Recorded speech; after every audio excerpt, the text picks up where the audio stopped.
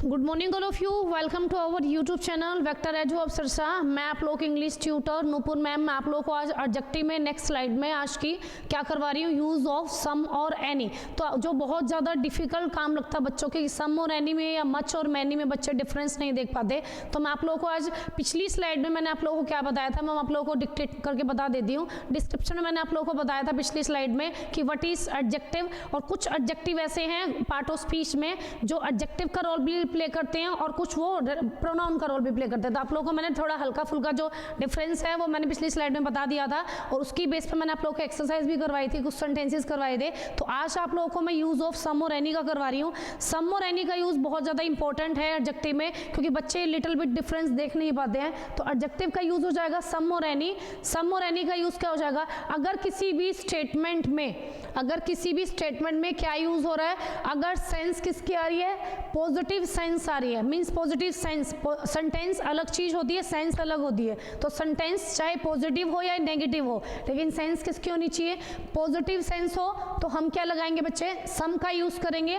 और एनी का यूज कब होगा, जब नेगेटिव सेंस की बात हो रही है। सेंटेंस चाहे पॉजिटिव हो या नेगेटिव हो, लेकिन नेगेटिव सेंस की बात होगी तो हमें एनी का यूज करना है। और पॉजिटिव सेंस की बात होगी, सेंस मींस भाव, सेंटेंस का क्या कहना चाह रहा है। अगर पॉजिटिव सेंस में सेंटेंस है तो हमें क्या लिखना, सम। मैंने कुछ एग्जांपल लिखे या उसको देखकर हम क्लियर कर दें।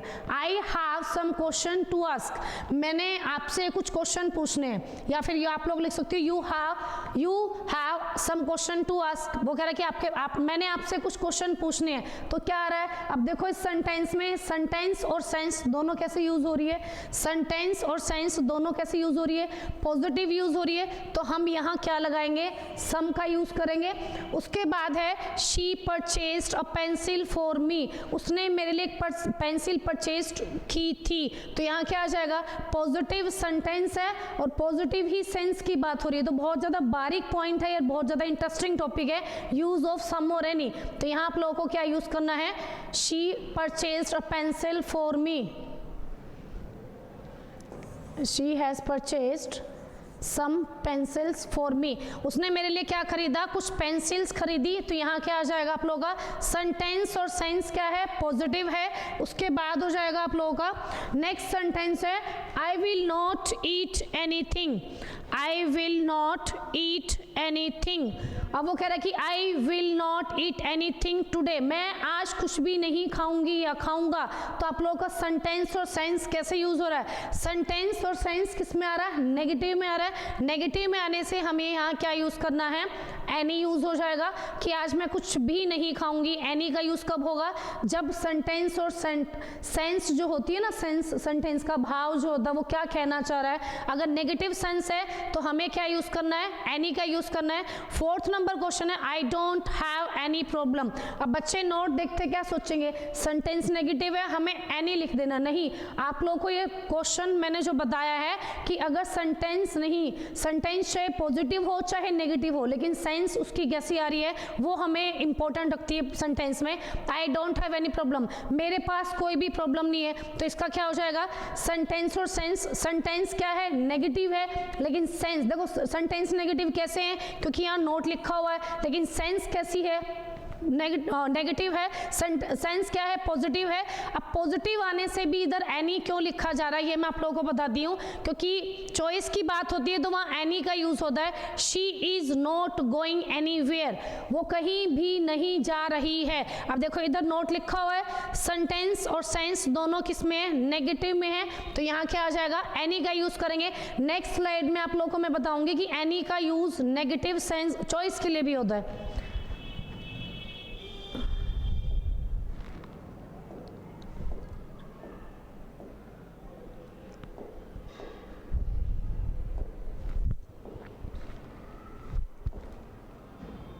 देखो इस स्लाइड में मैं आप लोगों को बता रही हूँ नोट फॉर चॉइस। नोट लिखा है मैंने कि चॉइस के लिए हमें क्या यूज करना, एनी का यूज कर सकते हैं। जैसे हम कहीं भी फंक्शन पार्टी में जाते हैं तो वहाँ क्या बोलते हैं हम किसी को, या क्या सुनते हैं, ये डेली रूटीन के सेंटेंसेस है जो हम डेली यूज करते हैं। समबडी कैन डांस या एनीबडी कैन डांस, सुना होगा आप लोगों ने ये सेंटेंस। तो यहाँ लिखा जाता है एनीबडी।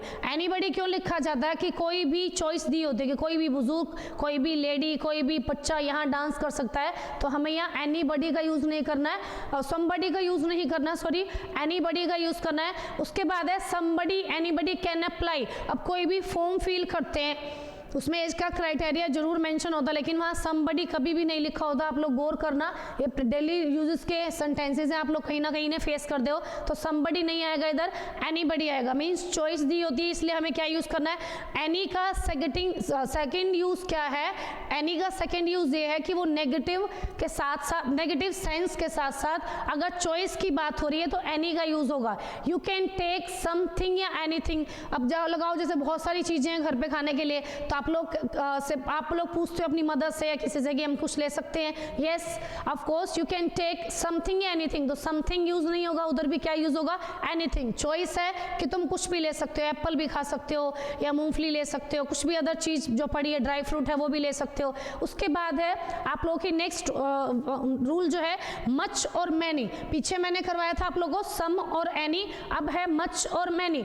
मच और मैनी का यूज कहाँ होगा, मच का यूज होगा क्वांटिटी के लिए। क्वांटिटी किसे बोलते हैं, क्वांटिटी हम बोलते हैं मात्रा को, जिस चीजों को मापा जा सकता है, जैसे दूध है, मिल्क है, पेट्रोल है, डीजल है, वो क्या हो जाएगा हमारी क्वांटिटी में आ जाएगा। और मैनी का यूज होगा नंबर के लिए, संख्या, जैसे नंबर ऑफ स्टूडेंट्स है, नंबर ऑफ टीचर्स है, नंबर ऑफ पेन है, किसी भी चीज को जिसको हम संख्या में गिन सकते हैं दैट इज मैनी यूज होगा वहाँ। और जिन चीजों को हम मात्रा में माप सकते हैं, बोल सकते हैं, वहाँ आप लोगों को मच यूज करना है। एग्जाम्पल है आई डोंट नो, मैं नहीं जानती, how dash money he spend on his marriage.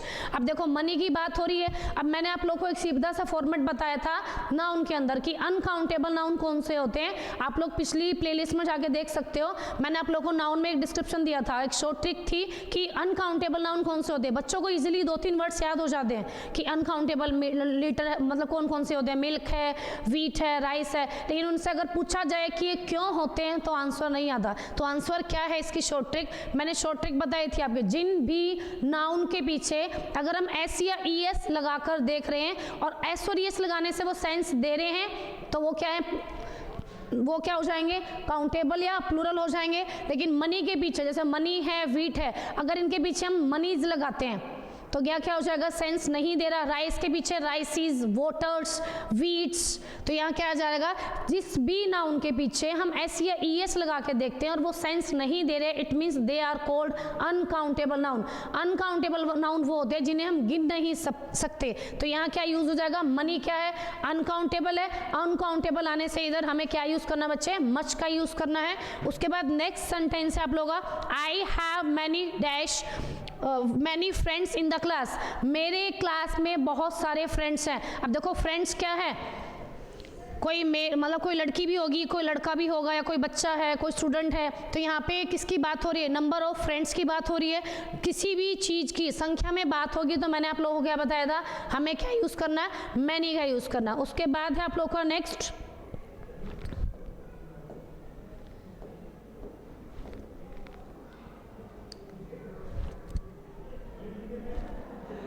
Next है आप लोगों का, देखो अगर मैं नोट में ये बताती हूँ आप लोगों को, नोट एक मेंशन किया मैंने कि अगर कहीं भी हम मैंने लिखा है, मैंने की जगह हम कई बार कुछ और वर्ड्स भी लिखे हुए देखते हैं, या मच की जगह कुछ और वर्ड्स लिखे होते हैं, तो वो हमें थोड़े अटपटे लगते हैं। लेकिन मैं आप लोगों को एक यूजेस बताती हूँ इसका, कि हम लैंग्वेज को डेकोरेट करने के लिए कुछ अलग वर्ड्स भी यूज़ कर सकते हैं, मैनी की जगह या मच की जगह। फर्स्ट आप लोगों का रूल है इसमें, at the place of many, many की जगह हम क्या यूज़ करते हैं, a great many of, a great, उसके बाद है great number of, great large number of. ऐसा ऐसा हम वर्ड्स देखते हैं तो हमें थोड़े से अजीब लगते हैं क्योंकि हमने कभी रूल पढ़े नहीं होते हैं। उसके बाद एग्जाम्पल है, many students were present in the class.